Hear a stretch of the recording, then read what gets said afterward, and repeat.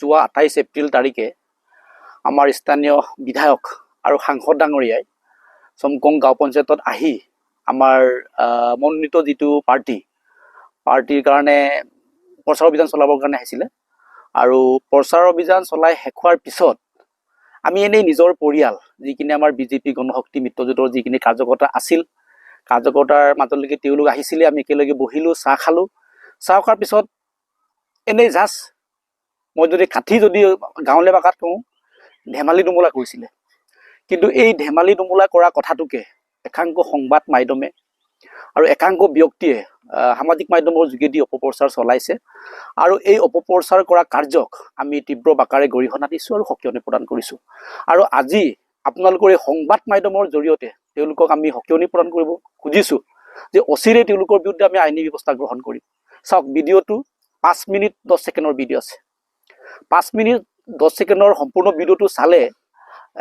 গম পোৱা যায় আৰু তেওঁলোকে প্ৰচাৰ কৰা ভিডিঅ'টো যদি চায় যে সাংসদ আৰু বিধায়কৰ যিখিনি অংগী ভংগী তেওঁলোকে হাঁহি ফূৰ্তি কৰি নিজৰ মানুহক এনেকৈ হাতেৰে টাপা মাৰি পিঠি টাপা মাৰি আমি এনেকৈ জাষ্ট ধেমালি কৰি আছিলোঁ যে ধেমালিৰ চলতে ক'লোঁ যে আমাৰ বিধায়ক ডাঙৰে ক'লে যে নিজৰ এবাৰ মানে পাৰ্টিৰ মাজতে ইলেকশ্যনটো খেলিছে যে কোনো কংগ্ৰেছী বা তেনেকুৱা ধৰণৰ প্ৰতিদ্বন্দ্বী নাই সেইটো কাৰণে নিজৰ মাজত খেলিছে খেলক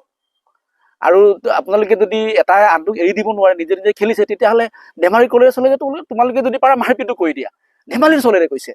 তাতে সাংসদ ডাঙৰীয়াই কৈছে কোনো ধৰণৰ বেয়া ইণ্টেনশ্যনত কোৱা নাই সাংসদ ডাঙৰীয়াই এটা কথাই কৈছে যে যিসকলে কংগ্ৰেছৰ হৈ কাম কৰিব বা আমাৰ পাৰ্টিৰ হৈ আমাৰ পাৰ্টিৰ মানুহক বিৰোধিতা কৰিব তেওঁক পলিটিকেলি মাৰ্ডাৰ কৰাৰ কথা কৈছে ৰাজনৈতিকভাৱে তেখেতক নিকেট কৰাৰ কথা কৈছে এনেকৈ হাতী দা জোং লৈ পিনি তেখেতক মাৰ্ডাৰ কৰাৰ কথা কোৱা নাই কিন্তু একাংশ সংবাদ মাধ্যমে কৈছে যে মাৰপিট কৰিবৰ কাৰণে উচতনি দিয়া বুলি কৈছে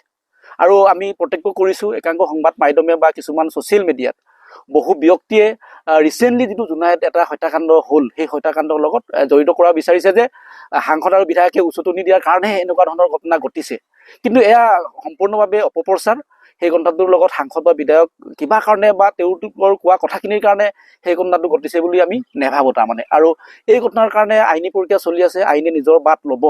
কিন্তু এনেধৰণৰ যিখিনি কাৰ্যক আমি গৰিহণা দিছোঁ আৰু এই গোটেই কাণ্ডটো সম্পূৰ্ণ নিজৰ ঘৰৰ মাজত যেনেকৈ কেতিয়াবা পৰিয়ালে একগোট হৈ ধেমালি দামোলা কৰে ঠিক তেনেকৈ সাংসদ বিধায়কে নিজৰ কাৰ্যকৰ্তাক উদ্দেশ্যি এই অকণমান ধেমালি কৰিছিলে তাত কোনো ধৰণৰ উচতনিমূলক মন্তব্য নাই বা কোনো ধৰণৰ বেলেগ কথা হোৱা নাই তাৰমানে এই কথাখিনিকে আপোনালোকক আমি আজি অৱগত কৰিব বিচাৰিছোঁ শেষ হ'ল আমি নিৰ্বাচন শেষ হোৱাৰ পিছত প্ৰচাৰ কাৰ্যও শেষ হ'ল নিৰ্বাচনৰ নিয়ম নিৰ্বাচন হৈ থাকোঁতে ইটোৱে সিটোৰ বিৰুদ্ধে অলপ আক্ৰমণ প্ৰত্যাক্ৰমণ চলিছে কোনো ধৰণৰ মাৰপিটৰ ঘটনা হোৱা নাই আৰু নিৰ্বাচন শেষ পিছত আমি সম্পূৰ্ণভাৱে আমাৰ পঞ্চায়তত শান্তিপূৰ্ণভাৱে আমি বসবাস কৰি আছোঁ ইজনে সিজনক ধুনীয়াকৈ মাতিছোঁ ইয়াত কোনো ধৰণৰ তেনেকুৱা ধৰণৰ আমাৰ হিংসাত্মক ঘটনা আমাৰ ইয়াত ঘটা নাই আৰু ঘটাৰ কোনো সম্ভাৱনা নাই যিজনে ভাইৰেল কৰিছিলে এই ভাইৰেল কৰা ল'ৰাটোৰ নামটো হৈছে মনোজ ছাৰ আজি তেখেতক আমি মাতিছোঁ আপোনালোকৰ আগতো তেখেতে দেখা দিব তেখেতে আপোনালোকৰ ওচৰলৈকে আহি মন্তব্য আগবঢ়াব তেখেতৰ কোনো ধৰণৰ বেয়া ইণ্টেনশ্যন নাই তেখেতে নাজানি পিনি সাংসদ বিধায়ক আহিছে তেওঁ ব্লগ বনাই ল'ৰাটোক চিলি তেওঁ ব্লগ বনাই তেওঁ ইউটিউবত মানে তেওঁৰ বিভিন্ন ধৰণৰ কাৰ্যকলাপ অলপ তেওঁ আপলোড কৰে ঠিক তেনেধৰণে বিধায়ক সাংসদৰ যিটো কথোপকথন সেই কথাটোকে তেওঁ আপলোড কৰিলে কিন্তু তেখেতেও কৈছে আমাৰ আগত স্বীকাৰ কৰিছে যে সাংসদ বিধায়কৰ এই কথাখিনিকে তেওঁ অপপ্ৰচাৰ কৰিবৰ কাৰণে আপলোড কৰা নাছিল তাৰমানে তেওঁ মনোৰঞ্জনৰ কাৰণেহে এটা ভিউজ পাবৰ কাৰণে তেওঁ আপলোড কৰিছিলে তেওঁ একচুৱেলি ভুল বুজিলে